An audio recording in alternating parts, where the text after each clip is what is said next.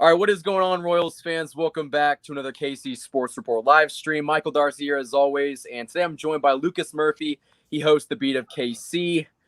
Lucas, how are you doing?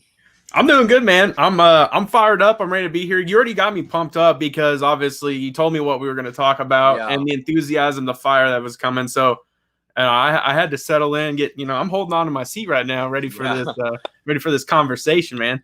So let's just get into it. Why not? So with the 7th pick in the 2021 MLB draft, the Royals selected Frank Mozzicato, a high school pitcher from a Catholic high school up in the Northeast. I actually have a friend, shout out to Adam Racine, who played against him. So that's kind of cool. Wow. For reference, I will be turning 19 on the 16th. I'm older than this dude. This dude got drafted 7th overall. And I'm going to be older than him. You're making me feel old, Michael. Come on now. Not that that's anything to be concerned about, but I personally, I want to get your thoughts on this take because I'm just going to go on a long rant. So, Lucas, what is your thought about the Royals selecting Mozzicato? Honestly, my first initial response was who? Just like most people. But again, I'm the optimistic. I think there's a reason behind things, and I like to believe that Dayton has a plan going into this. And I do think that there was a good setup. Obviously, we've talked multiple times on your live stream, and I know I've said in my videos, I wanted Kumar Rocker. He was there. He was available. And then there was, a few of the shortstops that were on a lot of people's radar. And it was set up nicely for 3 picks. Frank is announced. And my initial thought after seeing it was this kind of like something that just was off the whim? But then really after hearing about him, because it almost was like on MLB Network, they had to pan to somebody else to even report about who he was, what he was able to do. Yeah. So after evaluating, I was actually okay with it, and it made sense because the MLB draft is a little bit different than the NFL draft in the aspect that you have to understand picks. Just because they're taken in the 7th pick doesn't necessarily mean that they're going to get the slot money. And in a perfect example, Kumar Rocker did fall to 10. He went to the Mets, and his bonus immediately, I think, was like $8 million. So that's pretty significant even for a 10th round. So who knows what he would have got for the 7th. And then it started to make sense as they were talking after the pick that there was a kid they were really focused on, which we ended up taking day 2, that they were going to try to lure from a college. In this case, it ended up being LSU, and they're going to have to pay a lot more money for that slot to pull him from LSU to come play for the Kansas City Royals. I do think that's going to happen, but that makes sense. I do think that they were going to target an outfielder. I really do think that there was an outfielder that they really liked, hopefully that he was going to be there, but it sounds like maybe that this truly was their guy that they wanted to get. I forget his name. He went to Blue Valley Southwest. Throws flames, is a decent, built kid. So from kind of hearing it and just wrapping this up so I can let you go on your rant, basically I was shock and awe and then basically okay with it. I do think he has a lot to develop.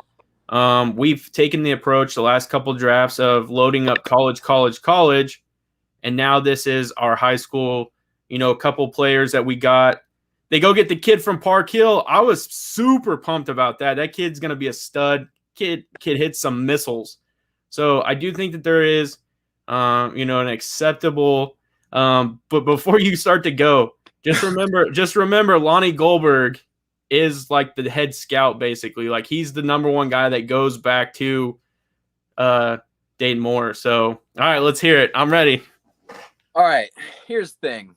I understand how the slot works. I get that. You gotta get your guys under slot because you're going to hopefully be able to use some more of that money later on in the draft. Here's my problem. The Royals went under slot with this pick and didn't, A, get the right player, and B, you went under slot to save up to get money later on in the draft. I don't think you drafted good players later in the draft. I mean, they're solid players, don't get me wrong.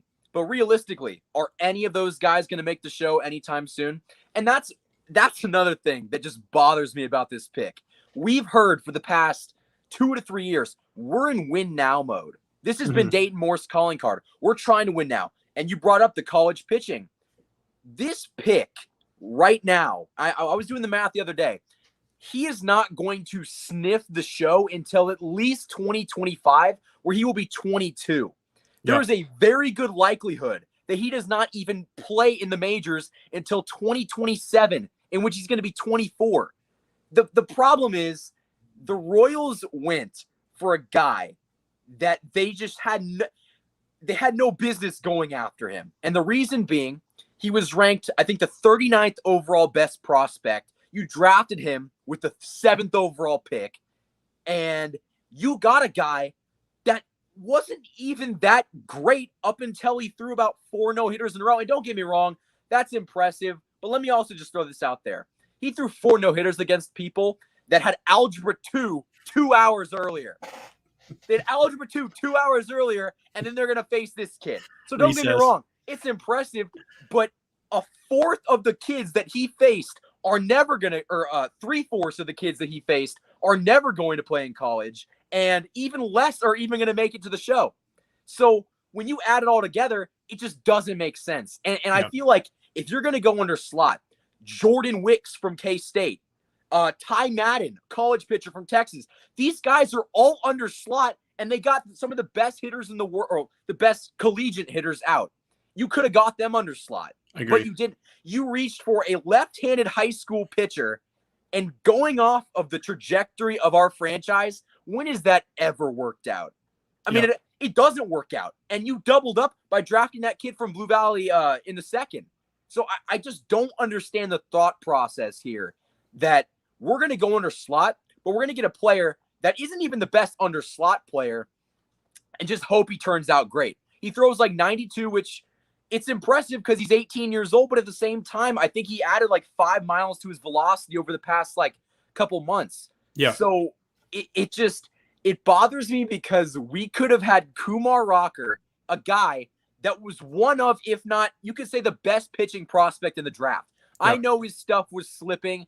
I don't really care what the advanced analytic people say. The kid gets outs. That's all. Yeah. That's all you need.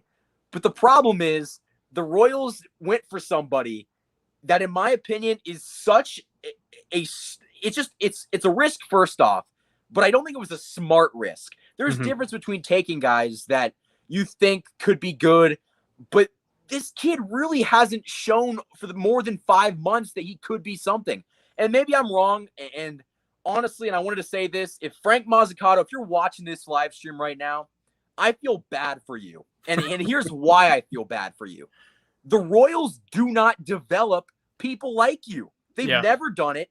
They're not going to start now. And I just don't understand why you pick coming into the draft. My only thing was do not get a high school pitcher. I don't care if you draft a high school shortstop. I don't care if you draft a college bat. I think that college athletes are better prospects. Just personally, I think that honestly, if it was up to me, I wouldn't let high schoolers declare for the draft because the overwhelming majority of them never end up doing anything. And it's because you don't have that opportunity of going to college, facing better competition, and getting better. Because don't get me wrong, our development has gotten a little bit better, but I would say that Vanderbilt's coaching and development is a lot better than this Royals minor league system right now. And I don't understand why you could have had one of the best college athlete or best college pitchers who would not have gone under slot. Let's be honest here. He was going to cost a pretty penny. Yeah. But the thing is, if this team is trying to win and you're trying to get to a World Series and you're trying to ultimately be a competent franchise in the future, you got to get those guys. I mean, we've seen that in the past, they've purposely gone under slot because David Glass wasn't going to pay them. What's the excuse now? There should be no excuse. You have a new owner, and my major argument with this is the Royals have and will never be able to get a big name arm in free agency. It will never happen. We do not have the money to compete with the Yankees and the Red Sox and the $300 million contracts they can give out. But we can draft guys that could turn into that, and you have them for 7 years. I mean, Zach Greinke was a prime example of that. He's really the only pitcher that we've developed anywhere near to as good as he could have been. Yeah. But I just don't understand the thought process of we're going to go under slot to get a guy that really isn't a first-round pick. He's going to be a day 2 guy. And you spent all that money on just a bunch of players that are going to be solid minor leaguers, don't get me wrong, but I just don't think that any of the people that we drafted are going to end up being anything worth talking about. And I think that Kumar Rocker could very well be a borderline all-star. And the Royals yet again messed that up. So I'm kind of I'm at a loss for words, Lucas. You just want to take over. I cannot believe this. I can't believe this. So, man, I completely understand your frustrations. I really do. But here is my take on that as well. And so I would have liked for them to go Kumar Rocker again. I was super pumped about that. But then as the draft really got closer and closer, I started to evaluate and look. And we honestly are loaded with starting pitching. And so them taking Frank and then Ben and then Shane, I think his name is Panzini. We took it. Yeah.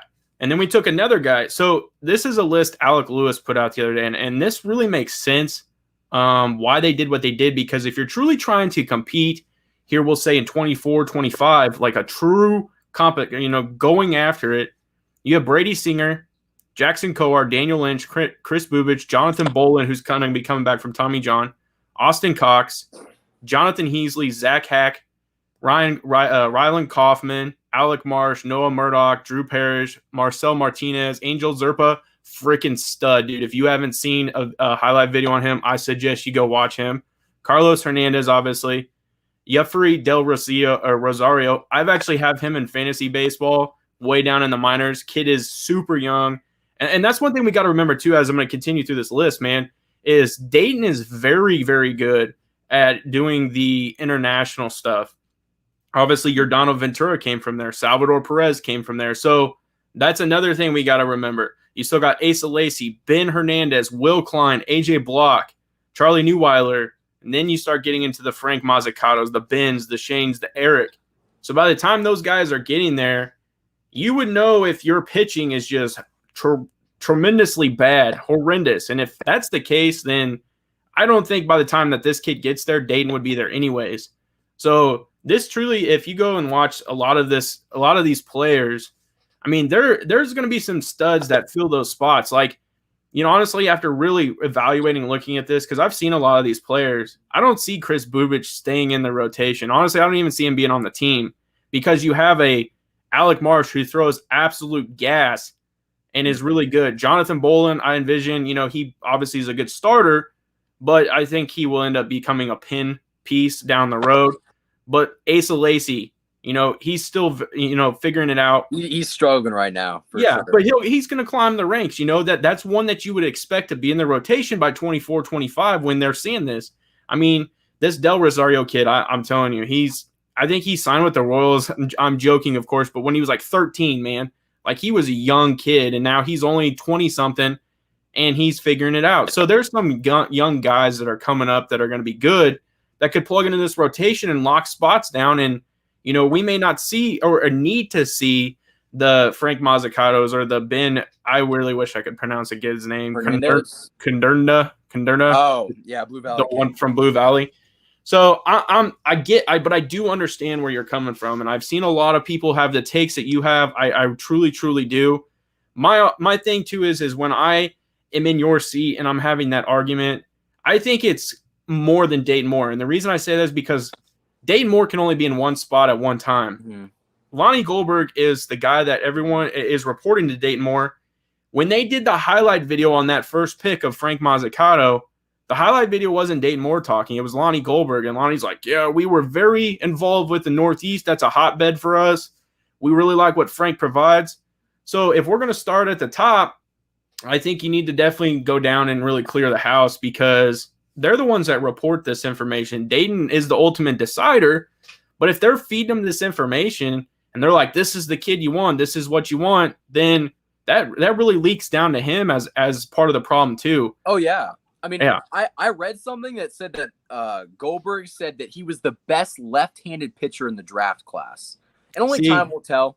We don't know. But with our track history of developing these guys, And I agree with that. Why should we have any faith in this team? I mean, and honestly, and I was one of the biggest trust Dayton Moore. He's gonna find. I mean, what he did in 14 and 15 was one of the most impressive things a general manager has done in any sport, because David Glass was, if not the cheapest owner in the history of American sports. He didn't spend money. He came in and cut the payroll in half. I understand that. And he had to build his way up through the draft picks. But here's where I come in. I just think that as a Royals fan, watching this team suffer and just watching this team get beaten every night for the past 5 years, realistically, after that World Series, the one consolation is that we get a good draft pick. And when you just shoot random shots, just hoping they stick, it's just like, this is why we are picking in the top 10 every year. Yeah. We are in the position that we are in because you make draft picks like Frank Mazzucato, and you cannot develop them.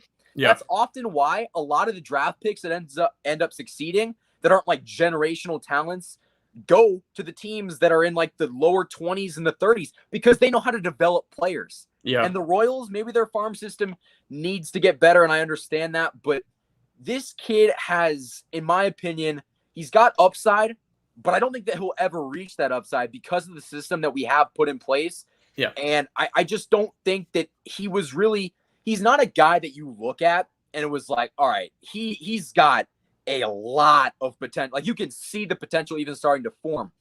Honestly, and I think this isn't even that really controversial. I think that if you're a top 10 pick in the MLB draft and you're a high school kid, I expect you to throw 97 plus, because you obviously have to have something that just blows us away to get you to go as a top 7 prospect in the entire draft. I think with Frank, that's that curveball. If you go and watch his curveball, it's elite, man. It's truly so. Like, the grading system, I think is tops out at 80, and his curveball, I'm pretty sure, was 70 to 75 as far as a grade. He's 170 pounds, which obviously you can put on the muscle. You start to really get into the conditioning aspect. You start lifting weights the proper way. As a pitcher, you start building the stamina. I think you could see this guy potentially sitting 95, 96, 97 by the time he comes to the majors. But I do 100,000% agree. My biggest issue with the Kansas City Royals isn't necessarily our drafting, it's development. I think that this has been an issue for a while. And I think that you really need to, if you're going to start to revamp things, I think you need to revamp how those players are taught, and you need to bring in the proper coaching. Because my argument is a Tampa Bay Rays. They are the bottom barrel of, when it comes to payroll every year, but they continuously bring up guys, whether it is position player or pitcher, and they go out and dominate. And they went to the World Series. They're looking good again. Obviously they make trades that are very executed very well. Like Chris Archer, people are like, man, I can't believe they just traded Chris Archer. He goes to the Pirates and is literally a trash can. Yeah. And wants to come back to the team that he was traded from after they go out and get like Glasnow and who's the outfielder they ended up getting? I forgot, but I can't remember. They go out and get freaking studs in the trade. And Chris Archer goes and has like a 5.6 something ERA for the Pirates, is terrible, and then is back with the Rays a few years later. So that tells me right there the Rays have the organization, their developmental skills, and how they translate to those players is there. And that's why they're competing, because they just continuously bring up. They go and trade their shortstop. Everyone was like, what in the HELL are you doing? They plug it in somebody else, and they're right back into where they were like it was nothing. So that's my biggest beef with the Kansas City Royals, is the fact that, yes, go ahead and draft your high school players. Go ahead and do what you got to do with that, but you have to be able to develop. And that's my argument with what you're saying, is if you're going to do that and that's your style for this year, then you sure better be able to develop them. And by the time they get here, they at least need to be prepared and know exactly what they're expected to do. Not pull an Ash Russell and step away from the game for 3 years because you just can't handle the pressure of being a professional baseball player. Or, you have a Zach Greinke and you step away from the game, you come back and you're just an absolute firecracker. Like, that's my thing. So, but yeah, that's my rant, is develop the player. If you're going to go that route, know what you're going to do and develop them to where, and I think but my thing too with Dayton is I think he's so special when it comes to signing international and scouting the players like Giordano Ventura, like Salvador Perez, going out there and getting the Kelvin Gutierrez type players that, yeah, he's obviously not with us anymore and he was in a trade, but I'm saying those types of players like an Oliveras. I still think once they give him full playing time, you're going to see something special out of that kid. So I think that's where Dayton is good. And, I think Lonnie, honestly, is the one that's struggling. And honestly, I think, to me, this was kind of the final straw when it comes to Dayton Moore. And, because Dayton Moore's had good draft. I mean, I know Lonnie and the scouting, too. They've had a good past few drafts. I mean, it was 18 when we got Singer and all those pitchers like Kowar and Lynch. And I get that. And we had a very successful those guys are going to be studs. Don't get me wrong. I think it was 19, we got Bobby Witt Jr., 2020, Asa Lacy. But I just think that the overall message of this team was to win now. And I just feel like this almost goes back. This pick to me almost feels like a David Glass pick in a sense that this team, and we don't know what John Sherman was saying. John Sherman, for all that we know, could have been like, you're going under slot. I literally have shelled out money for Carlos Santana, and we traded for Andrew Benintendi, and we got guys after I made no money for the first year and a half of this team. So if he goes, we're going under slot, and it's because we literally cannot afford it, I just think that's kind of why the Royals are the way that they are. It's because we've never really – I think David Glass found this out a lot too late, obviously. When you put a good product on the field, you're going to make money. And he didn't really understand that for the first 20 years of being the owner. And I think that John Sherman realizes that.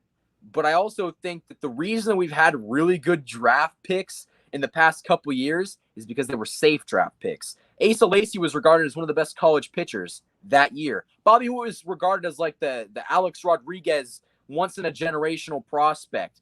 We've picked relatively safe. I mean, Brady Singer was the steal of the draft. He was a college pitcher, fell like 16, 17. We've had relatively safe picks that have worked out for us because it's not like going after an Ash Russell or a Foster Griffin or a Luke Hochevar or in this case, a Frank Mazzucato. I just think that Bubba Starling. Yeah, Bubba Starling and Christian Colon. It's because they were all under slot because we didn't. I'm going on a rant. I know this, but I really wish that we would have picked a guy that for sure would have made the major leagues and at least been like a 4 or 5 starter. His floor was a 4 or 5 starter. This kid's floor, and again, if you're watching this, Frank, I'm sorry. This kid's floor is, hey, how can I help you? Welcome to Wendy's. Like, I'm sorry, but like that is where we are at. He's 18 years old, and if he doesn't develop in this system, which odds are he doesn't, I mean, just being realistic, odds are he's not going to. We wasted this kid's potential. We wasted a draft pick, and we could have gotten Kumar Rocker. I feel like if Kumar Rocker turns out to be anything special, regardless of even what Mazzucato does, we're not going to forgive the Royals for this. So, I'd be interested to see if a few of those shortstops pan out as well, because there was a few as they were going through talking about how they're probably going to change positions, and a few of them are going to bounce to third, and some are going to switch to the outfield. So I'm interested in that, and I don't know, man. I completely understand where you're coming from, and I know there's so many Kansas City Royals fans that are out there like that. Every time we've talked on the side, I've told you I'm an optimist, and I think that there is a plan in place for what they're doing. And I think that this definitely is something that you can see the potential on what they're trying to accomplish with how much pitching they have. And at some point, those pitchers have to become a pin piece or they have to become, a starting pitcher. And I think my biggest thing was the Bubba Starling. They did it. I would love to hear why they took Bubba, because if you go through that draft, holy smokes, man, there was so many, just so many players that easily could have been plugged into what we were even trying to do. that are absolutely elite right now, playing at such a tremendous level that were playing in the All-Star game last night. Yeah. So Well, you could see the years that we started to get good, like in 2013, we kind of started to turn the corner. 14 and 15, our drafting was horrid. Like Kyle Zimmer, another guy. I mean, I guess injury kind of derailed his career, but let's be honest here. Our development didn't exactly push him through this process. mhm. I just think that if the win now mode is what we're trying to achieve, because we've held on to Salvador Perez and Whit Merrifield, and I don't get me wrong, I like them. I think that they're great players, and Salvy's not going anywhere. But Whit Merrifield was a guy that was basically been on the chopping block to get traded for a long time now, and Dayton Moore is like, no, we're trying to win now. Like he's our guy, and I understand that. But if he's your guy, why are you taking gambles like this? If we're trying to win now, Kumar Rocker will be up in 2023. Yeah. He might even be up next year. We don't even know. It's the point is the Royals went under slot to get a guy that's not even a first round pick. Like I said, they could have gotten Jordan Wicks. They could have got Ty Madden, the pitcher.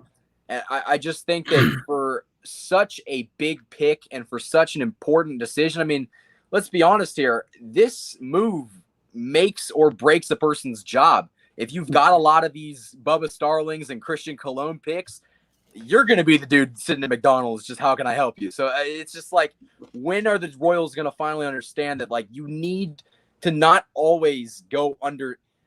I heard that they went undervalued because they didn't even like the draft class later on in the round. So if that's the case, why wouldn't you draft Kumar Rocker and have him take the chunk of your slotted money? I don't get it. I think if that's the case, then you want to satisfy the fans, because as they got closer and closer, more people were coming on the Kumar Rocker bandwagon, and I think that was obviously my pick. I watched a lot of them. I like Wicks as well. After really kind of sitting down and evaluating him, his changeup was disgusting, and for him to be able to push high 90s as a lefty, be able to spot up when needed to.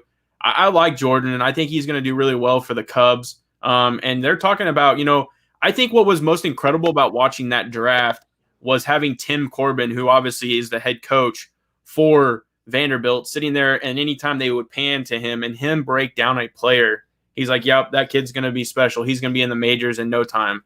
And it's like, wow. And he didn't have anything to say on Mazzucato because he just doesn't know. But I mean, he was all over Wicks. He was all over a few of the other pitchers. I mean, one of the ones that I think honestly was just a complete steal was the Minnesota Twins got this kid pitcher. They drafted him. He was a high school kid, but that kid has some swag. He throws flames. I mean, who knows? Maybe he would have been a better pick, but I don't know, man. I think, it is what it is, and we're just gonna have to see it play through. And it would be just nice to know that this, come 4 or 5 years down the road when we're both still doing this, and we look back and we're like, man, this either worked out or this was a terrible draft pick. And like I said, Frank, if you're watching this, I hope you succeed. I hope you prove me wrong. We want you to, because you're a Royal. Yeah, you're a Royal. You're part of the family, so to speak. We don't want you to fail. I mean, obviously, we want you to succeed, but coming from someone who has watched this team for a long time, you know that the road in front of you is very difficult to travel on because they've just had so many road bumps. And honestly, who would have known what Ash Russell's potential could have been if we didn't mess him up? Or I feel like if that's something like that's a character issue. I'm sorry if you don't have the mental wherewithal to be a Major League Baseball pitcher, that's something you should know. Yeah. For a director of scouting, at least. I mean, I just feel like this team has made so many poor draft decisions or guys that had so much upside, but at the same time, their bustable potential was very high as well, and they just haven't helped those guys. And who knows that if Mazzucato goes to like the Boston Red Sox or he goes somewhere with a very good developmental system, he succeeds, but we just don't know. Yeah. Hopefully he turns it around. He hasn't done anything yet. I mean, it's kind of sad that he hasn't even pitched one thing in the minors, and we're just kind of already like dude might not do anything. And I think that's it's unfair to him, but at the same time, we've got every right to be like this. We've seen this for the past 10, 20, even 30 years. I mean, I haven't been alive that long, but I know that we have had a terrible draft history. And for a team that deals so heavily in the draft and gets all of these good players from the draft, when you take such a gamble, it just hurts, because it's like this team right now has a top 5 pick in next year's draft. When's the cycle going to change? When's it going to change? I pulled this up because I wanted to make sure I got this. I'm excited for some of these players, man. And I think that, like Carter Jensen, for example, the kid from Park Hill, I was able to see some of his highlights, and I've played at that field. I've coached at that field, and to see where he was putting some of the balls, this kid's going to be a special talent. I'm hoping that he can stay a catcher. I've heard the rumors that he's going to transition to third base, because he did play a little bit of third base for his he played Ban Johnson in some of the summer league, and he's played obviously at a much more elite level as well. But him potentially transition to third base. This Eric Serentola, I think is how you say his name, from Mississippi State. We took him. I have heard very good things about him. Another Mississippi State kid. I mean, he looks pretty solid too. So I do think that there are some shining pieces in this draft. And again, if Ben, that kid that we paid from Blue Valley Southwest, ends up being a stud, man, I'm okay for it. And then let's say Frank fizzles out. Well, ideally, you got another first-round pick in Ben. So we'll just have to see, man. I think that, I think the tough thing is going to be next year. I do think this year was definitely a challenge because Kumar Rocker was sitting there. But the big question is if Dayton Moore's son is there and he's available, does he draft him, or does he pass on him like he did because he can't afford him? Like, that's going to be a huge question mark, because his son is a freaking stud, man. It just is leading Arkansas in a lot of categories. Plays second base, probably can transition to the outfield if he really needed to. And, is it going to come time and we're sitting there drafting at 5th and they're like, hey, Dayton, unfortunately, we got to go under value here. We can't take your son. Like, what? So, yeah, man. I was also going to ask you, and I've been seeing the rumors, man. They're talking about trading Andrew Benintendi at this trade deadline. That's been circulating quite a bit. What are your thoughts on that? Really? I did not know that. I feel like if that's the case, I don't understand what the point would be, because you traded a guy, I think it was Sui Matias, who you had, I guess, so much faith in to get Benintendi. And Benintendi's been good. And I think that he could be good for the future. He could be your future left fielder on this team, because we don't really have anybody right now that kind of screams future of left field. I think Benintendi will probably hit 280 for most of the rest of his career, like 280, 260, or not 260, 270, 280, around that mark. I'd be kind of upset if we traded him, to be quite honest with you, because he's not the problem. You couldn't really, unless they offer a top 100 prospect, which, let's be honest here, they won't. I don't think it's a good trade. And focus on the guys like Hunter Dozier and Jorge Soler first. Just me personally. Really quickly, I wanted to address some of the guys in the comments. What's up, Ash, Gary Holland? My boy Josh Fans in here. I didn't get a cam upgrade. I'm actually live streaming from my iPhone 11. Other than my computer. So I kind of learned on vacation. I was like, oh, this thing is really good. So I just started using that. Instead, it's a much clearer picture. So why don't we make the transition? So not last night, but the night before that, the home run derby happened. And unfortunately, Salvador Perez went up against a previous home run derby champ, Pete Alonso. I really wish that he didn't. And, if you guys follow me on Twitter, I tweeted, I think, mid Pete Alonso's round. Yeah, Salvy's not winning this, unfortunately, because the dude hit 35 in round 1, which was a record, and it was really incredible. Honestly, he was just hitting nukes. But Salvador Perez put on a show, and he hit 28 home runs, which happened to be the most by a catcher out of any home run derby, which was honestly a very big surprise. And he just looked like he was having fun and just cranking the ball. So what was your thoughts on that? I love the home run derby.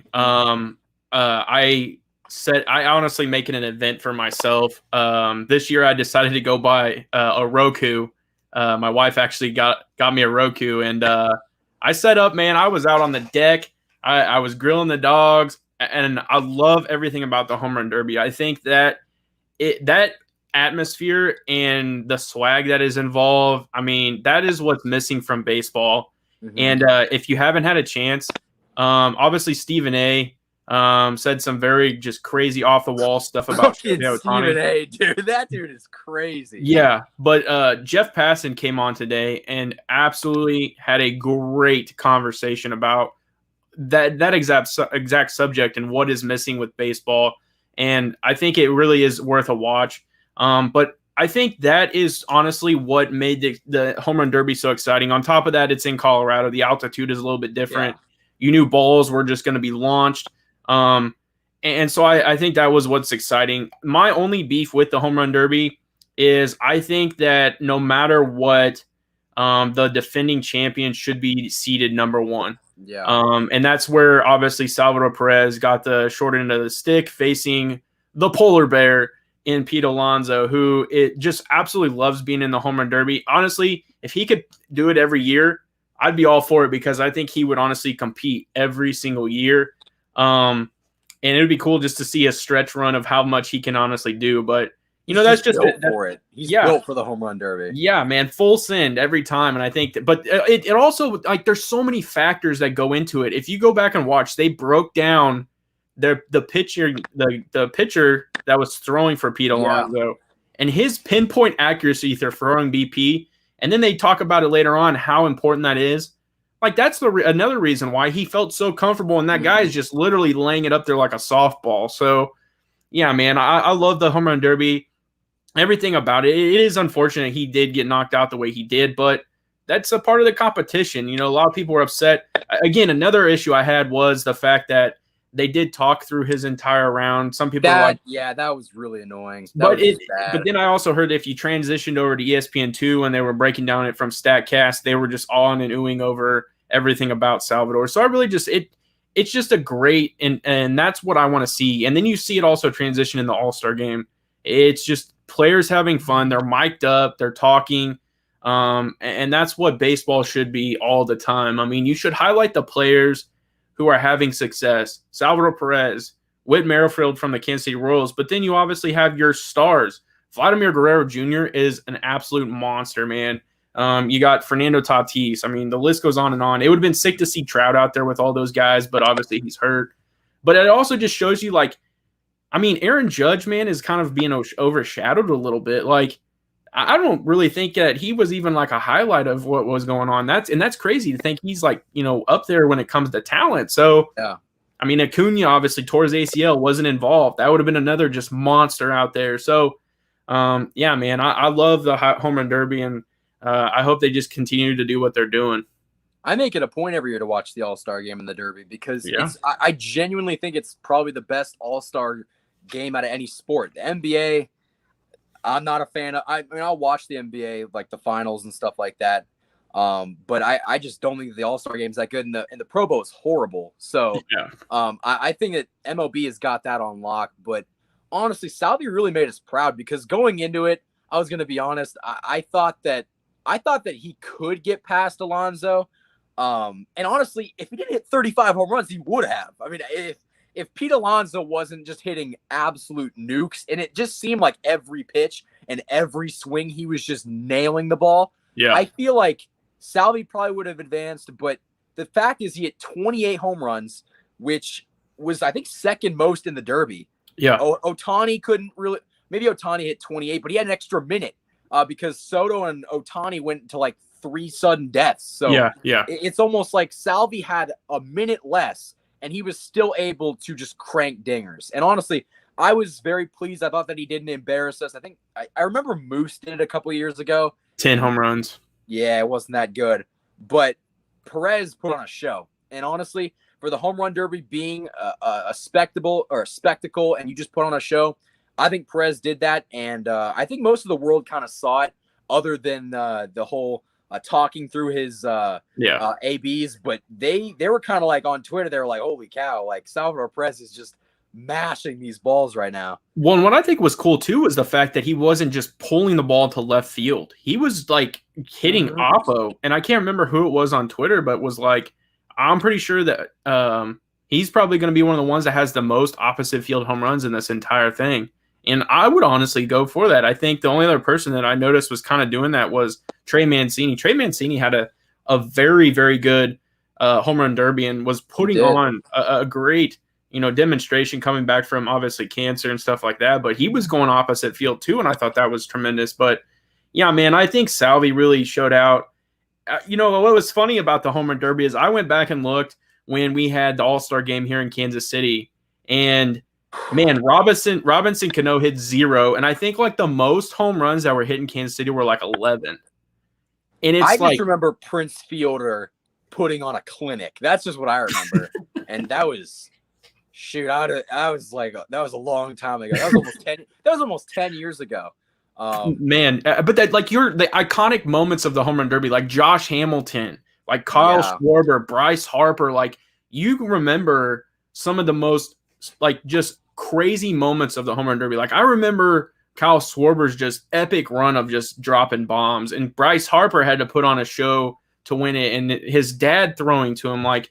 And then again, Robinson Cano hitting 0 and like the Kansas City fan base booing the hell out of him. Like those are the types of moments that like, dude, I'll always remember. Like the home run derby is legit. Yeah. All right, guys. Well, that's kind of what we got so far. I think I do want to open this panel up for questions. We can get into some of those. I know that a lot of people have been commenting, and I was kind of on a rant. You were on a rant. We were talking about the home run derby, so I didn't really see most of these. But why don't we get to some of them? What do you think about Bobby Witt? Do you think he could be a September call-up? I think that there's always that possibility because, we're getting to that point. I think I'll be able to give you a better answer after the trade deadline. Gotcha. Just because I think if they don't make any moves, then they're just going to leave him down there, let him continue to do what he's doing. And then you're saving, obviously, his years.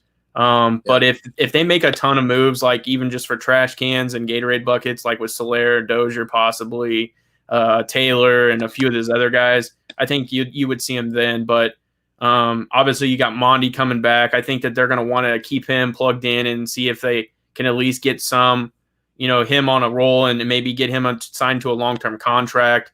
If he gets hurt again, I want him gone. Like, yeah. And that's where I think that I think they're definitely evaluating now where they're going to play him, because they have to understand Bobby's coming, and the dude was hitting 113 miles an hour exit velocity on his up there in Colorado. So yeah, man, he's coming. And I think obviously they're going to find another spot for Mondi. If it's not on this team, then it is what it is. But yeah. Mm-hmm.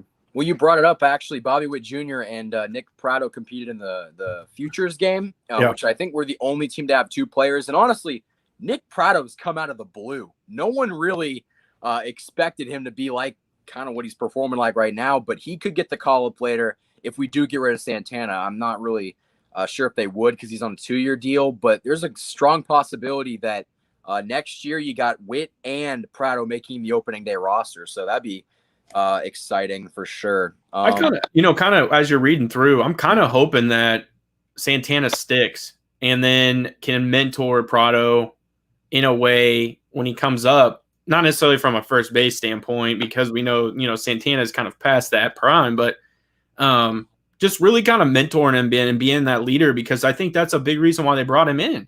And I think Pratto could, I think that's where you start to see Soler disappear, Santana DH, and a lot more, interchanging with obviously Salvy in there, and then that's where Pratto is like your everyday first baseman, and I think that's what you're gonna potentially see next year. And honestly, I feel like if we're gonna be as bad as we are right now, I think we're 14 games under 500 or something like that. We're at least 10 games under 500.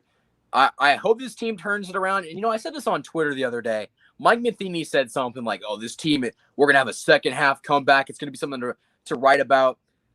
I feel like and I like Matheny. I'm kind of on the give Matheny more time train. I think Elder needs to be gone. I think that Bradshaw needs to be gone, because I do think that they're a reason why these younger pitchers aren't really getting much better. Mm-hmm. But he said that, and I'm like, there's a fine point in being confident and having trust and just blowing everything everywhere, and you're just giving us false hope and a false sense of security. This Royals team is not going to get that much better. I could be wrong, and I really hope that I am, because I don't really want to be in for a long summer of baseball. But there's a strong possibility that this team really doesn't hit that growth that we think that they could have, or at least if they go through the trade deadline and they get rid of guys like Benintendi or Santana, or they cut a few of those guys.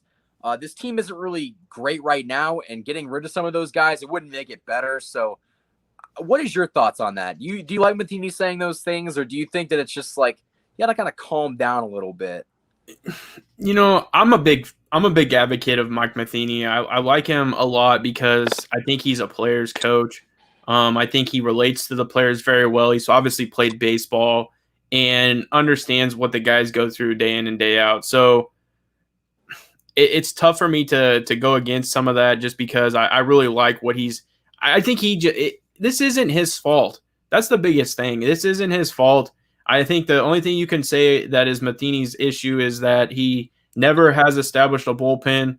And I think somebody needs to come in, and that's where you really need to get a very headstrong pitching coach and get that established and know those roles, because that's kind of been an issue. But when you're not competing, and I mean, you're just throwing guys out there to stay healthy too, that's always an issue too, because your guys aren't going 5, or they're going past 5.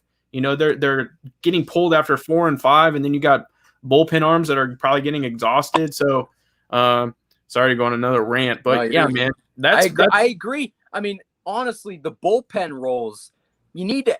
I understand coming into spring training, you're not going to have defined role. I mean, depending on who you are, you kind of do have defined roles, but even the fans, we kind of know Stamont should be the closer, and like Barlow, 8th inning guy. I mean, I just think that even he knows it, and he's just not really doing it. And honestly, I think that having that mentality a week into the season, a month into the season, it's different, but we're at the All-Star break. Yeah. When's it going to change? I mean, are you just going to be throwing guys out there carefree for the rest of the year? I mean, I think that Matheny's got to have that mentality that, hey, we're going to win and everything like that, but also my job's on the line. I can't be saying dumb stuff. Yeah. No, I agree with that. Yeah. And most definitely. I just think, like, if you're going to, this is the time to make those moves. Send Mike Minor, send Michael Taylor, DFA Jorge Soler. Consider sending Dozier down, and then that's where you start to see your Oliveras. You start to see Kyle Isbell. I think Gutierrez had a lot of potential. Yeah, and but I think he's with the Orioles now. They ended up getting rid of him, and so. It's just crazy, man. It's crazy to see what's going on, and that's one thing that I don't feel they have is they drafted Dozier to play third, and he can't play third base, or maybe they just feel they need him in the outfield. I mean, they've been trying Ryan O'Hearn in the outfield. Like, those are question marks. Why you're doing that when you have Oliveras, who clearly comes up here and shows he deserves to be here, and they keep plugging Ryan O'Hearn. O'Hearn's a bench bat at best. Yeah. He should not be starting in this. This is like, he was a starter in 18, 19, and we kind of learned, hey, he's not that good. And that's Matheny's guy, I guess. I don't understand it. Yeah. Every coach has got one, but I just don't understand it being him. So, let's see what else they're saying in the comments. I don't know if you plan, or I don't know if you know about this weekly. What am I saying already? But the Royals plan on letting Witt play in AAA and more speeding up the process. Honestly, if he ever gets to AAA, I feel like he's not going to be there for very long, because honestly, I kind of just discovered recently the talent is in single A and double A in the minors. If you're in AAA, the likelihood that you're going to be like a Paulo Orlando kind of guy that's just been there forever and really not going to take that next step, it's more likely. So I honestly think he's going to get to double A, succeed in double A, and he's going to be up here. What's your thoughts on that? Yeah, I think if he's going to get called up, it's going to be from AA. Yeah. Let's see. What I love about the All-Star game is, one, they move the game every year, and two, every team is represented. Honestly, that's one reason why it's exciting. I want to get your take on this really quickly. Those All-Star game uniforms were horrible. I don't know what your thoughts were on those, but so the ones that I wish they would have went with, I don't know if you saw the Bobby Witt, Nick Prado, the Rising Stars, I guess, All-Star uniforms. Those were amazing. I didn't even see those. You got to look. I'm telling you, got to look them up. They were super clean. I like the versatility and what they bring. My favorite is when the players are actually wearing the uniforms of their teams, and they obviously wear like the All-Star apparel. But when they start to play the game, they're wearing and representing their team. So I've always liked that. It was a little caught me off guard when you're seeing them all in the same uniform, and it's just the name and like their hat's different. But I wasn't, I like the versatility. I like it to change up. I'm a big uniform guy, so I was okay with it. I've seen worse. Yeah. Like, you remember those the ones that they wore in Seattle a long time ago? It was like the the cutoffs. The cutoffs, and then the hell. I was not a fan of I know some people liked them. I personally was not a fan of those. I think what it represented though, man, like that's Griffey, like that was his stuff, and they had to represent. The reason fans typically don't know much about the draft prospects is the sports media largely ignores college baseball, which is weird to me. Well, honestly, it's also hard to get excited about a player that's not going to be up until like 2024. Like there is a bit, and honestly, that's a rant that I'm not even going to try to get into, because I think, honestly, if it's up to me, I'm getting rid of a lot of the minor league situation. I don't really think that there needs to be 7 levels personally. And I also think that if you got rid of the high school declaring thing, I think that A, you'd have less busts, and B, you would also have quicker major league prospects, and they'd be more successful. Just my take. But honestly, that's a rabbit hole that I can't go down, because we'll be here for an hour and a half. Like, for sure. Yeah. Easily. Yep. Real quick, my thoughts on that is because there's so many different minor leagues. You got high, single A, rookie, Arizona League, all that's different stuff. Mm-hmm. I think you almost need to have high school as an option, just because you have to fill a lot more teams. Mm-hmm. And I think that development needs to happen, because some players are a lot more readily available and ready to come up, where some it takes a lot longer. So yeah, I can see the argument for both. I like the pitch that, you just go college and those guys are right there. But then if your team's doing pretty solid, those guys are just going to melt away in the minors. So, yeah, there's 2 sides to every coin, I guess. I guess that is the case. By the way, Ash, I see you in the comments. We're not taking Gary Sanchez off your hands. You can keep him. I don't want Gary Sanchez. Michael, I'd like to see you do a stream about the Richard Sherman and Frank Clark situation. So I kind of did address the Frank Clark one when I was on vacation, but I'll do that again, because more stuff's happened. Honestly, and why don't you even tell us what's going on with the Richard Sherman thing? Because he off stream was like, "Oh, this is not good," and I didn't even know about it. Yeah, so basically, I heard the 911 call from Richard Sherman's wife, I believe, is who actually made the call, and it definitely she sounded very distressed and very upset with what was going on, and sounded like he was kind of mentally disturbed, talking about hanging himself and a few other things. I don't think, she kept emphasizing there's no weapons, nobody's harmed, but he definitely sounded like he was in a very tough spot, like doing some pretty crazy stuff. So that starts to, I start to question, like, the helmet stuff, and like, is he going through some of that, brain trauma from being hit so much? And I don't think it's going to end well for him. I definitely don't think he's going to be playing football. And honestly, he might need to call it quits. No one really offered it. Maybe this is why they didn't offer him. We don't really know. But hopefully he gets better, because that's not a good thing. So, yep.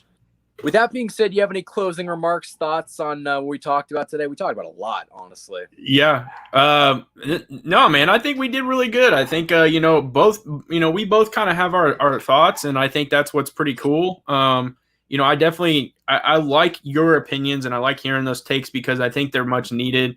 Again, I'm a very optimist guy. I love the Royals, and you got to remember the years that I endured as a Royals fan. More than me, way more than me. It was a permanent experience, like of 100 losses, and the talk radio was always like, well, maybe we won't lose 100 games this year. So yeah, man, I try to be an optimist, and I think that the development is needed, but it's just always in question, is that going to happen? So Yeah. I thank you for having me on, man. I love doing these. I really do. I appreciate you having me on. I appreciate you coming on. Honestly, we're just trying to build up all the Royals fans on YouTube, because I honestly think this is probably the one-stop shop for Royals fans, because I don't see anybody else really doing what we're doing. And I think that as long as we keep growing and getting more Royals fans on board, and hopefully more of them come out once we start to win. I know that they're not really trying to stay on top of a 100-loss team, but once we do start winning a few games, I know this Kansas City has a lot of Royals fans, and I know that they're on YouTube. But again, it's hard to kind of be on top of it when this team is really not giving them any reason to be on top of it. So with that being said, guys, I appreciate you watching this stream. Why don't you plug your merch line? Or can you even do that yet? Well, so I'm in the works with I've been doing some stuff with Brand 1 KC. It's a local Kansas City company, and we're in the works. This was kind of like the first run of it, and I got it in red and black, man. So we're in the works of something. Brandon over at Brand 1 KC is an amazing person, amazing individual. So yeah, man, and he's a Kansas City guy for sure. So working on that. But I just announced on Twitter that I am a part of KC Kingdom, just like you are, man. So you guys can eventually, I'm gonna start riding here and get it figured out, and hopefully you guys enjoy the content. Yeah, and honestly, I get the whole merch thing. It took me a year and a half to even get started, and this is available on Teespring. It is available on Teespring, but as you can see, I don't know if you saw the new YouTube logo, that's outdated. So I kind of have to figure that out and do all that kind of great stuff. But where can the people find you besides Fansided? Yeah, you can find me at Twitter. That's going to be the biggest spot, is at the Beat of KC. And then Instagram is going to be at the Beat of KC. And then the YouTube channel is the Beat of Kansas City. So swing on over, smash that subscribe button. I'm trying to climb that subscription. Holy cow, that's a mouthful. And trying to get up to 1,000 and get this thing monetized. So let's do it. Yeah. So if everybody's still watching this video, go over and subscribe to him. Follow me on Twitter. That's at KC Sports Report. I've honestly been much more engaged with Twitter recently. I'm trying to grow. I think we're at 320 followers or something like that. And somebody who was at 50 followers a couple weeks ago. I like the progress we're making on that. Instagram, that's KC_Sports Report. The merchandise link is in the description. I'm going to try to come out with some more, like some Take It Back shirts. We got to get on this Chiefs bandwagon and create some more merchandise. And so, yeah, if you guys have any questions or comments about future video topics, let me know on Twitter, Instagram, and subscribe to this channel if you haven't already. So with that being said, guys, I appreciate all the support and the love. Hit this like this video on the way out. And with that being said, guys, go Royals.